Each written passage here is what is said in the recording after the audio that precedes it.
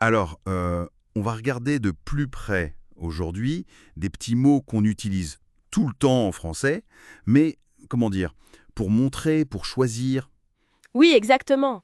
Comment on fait pour pointer un objet spécifique ou pour distinguer entre celui-ci et celui-là, par exemple. c'est ça. On va s'appuyer sur un guide d'apprentissage pour décortiquer un peu ce cette, celui, celle. Enfin, tous ces outils super courants. Tout à fait. L'objectif, en fait, c'est d'aller un peu au-delà de la règle de grammaire pure et de comprendre la logique qu'il y a derrière. D'accord. Pourquoi on dit cet hôtel et pas ce hôtel? Ou quand est-ce qu'on va préférer dire celui-ci plutôt que juste celui? Hmm. L'idée, c'est vraiment de clarifier tout ça pour que la communication soit plus précise, plus naturelle. L'accord et le contexte, c'est essentiel. Parfait. Alors, commençons peut-être par les adjectifs ce. Ce, cette et c'est. Ceux-là, si j'ai bien compris, ils sont toujours collés à un nom, c'est ça? C'est exactement ça. Ils viennent avant le nom pour le spécifier. Un peu comme this ou that en anglais, mais avec des formes différentes. D'accord. Donc, ce livre, cette table. Voilà. Et il y a cette petite particularité pour le masculin singulier. On utilise ce devant une consonne, comme ce garçon. Oui. Mais on utilise cet avec un T devant une voyelle ou un H muet. Par exemple, cet ami, cet arbre ou cet homme. Ah oui, d'accord. C'est pour la liaison, pour que ça sonne mieux, en fait. Exactement, ça fluidifie la prononciation. Ce T de liaison, c'est un héritage de l'évolution de la langue, c'est pas juste une règle sortie de nulle part. Intéressant. Donc, cette n'est pas juste une exception un peu bizarre. Et pour le féminin, c'est plus simple. Oui, beaucoup plus simple. C'est toujours cette, que ce soit devant une consonne ou une voyelle. Cette femme, cette idée. Bon. Et le pluriel?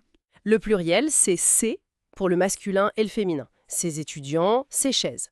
Là, pas de distinction. D'accord. Facile, quoi.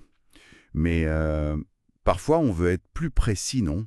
Distinguer entre deux choses qu'on voit. Tout à fait. Et c'est là qu'interviennent les petites particules ci et là qu'on ajoute après le nom. Ah oui, le fameux si et là. Donc, ce livre-ci, ça veut dire celui qui est proche de moi. C'est ça. Ci marque la proximité, le ici, et là marque l'éloignement, le là-bas ou parfois juste un contraste, sans idée de distance. Genre, tu préfères cette chaise-ci ou cette chaise-là. C'est très pratique quand on montre des objets. Extrêmement pratique, oui. Bon, alors, si on passe maintenant aux pronoms, celui, celle, ce, celle. D'accord.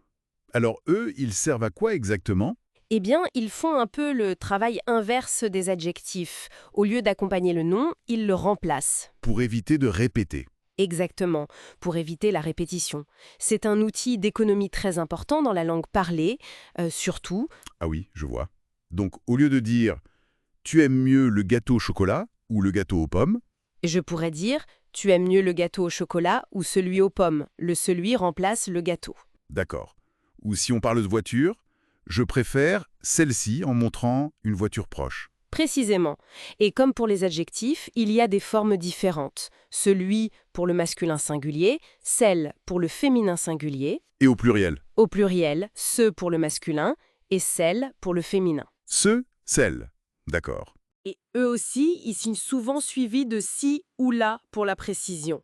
Celui-ci, celle-là, ceci, celle-là. Mhm. Ou là, ils peuvent être suivis par qui, que ou de. Par exemple, parmi toutes ces options, choisis celle qui te plaise le plus.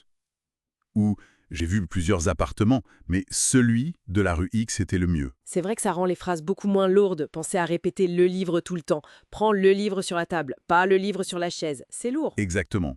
Dire prends celui sur la table, pas celui sur la chaise, c'est quand même plus fluide.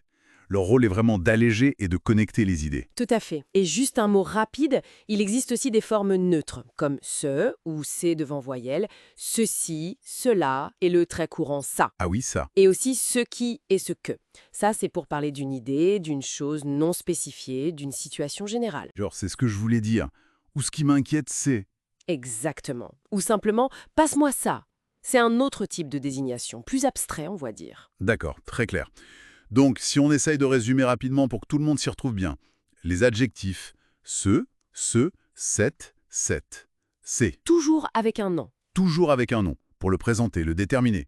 Et les pronoms celui, celle, ce, celle. Et les neutres aussi. Eux, ils remplacent un nom ou une idée pour éviter de répéter. Et dans les deux cas, attention à l'accord, masculin, féminin, singulier, pluriel.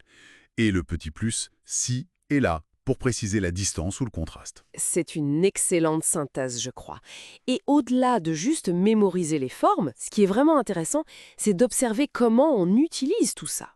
D'écouter, en fait. Pourquoi dans telle situation, quelqu'un va dire « celui-là » et pas juste « celui ». Qu'est-ce que ce choix révèle sur sa perspective, sur ce qu'il ou elle veut mettre en avant? C'est une bonne piste de réflexion, ça. Oui, c'est une invitation à affiner son écoute du français parlé.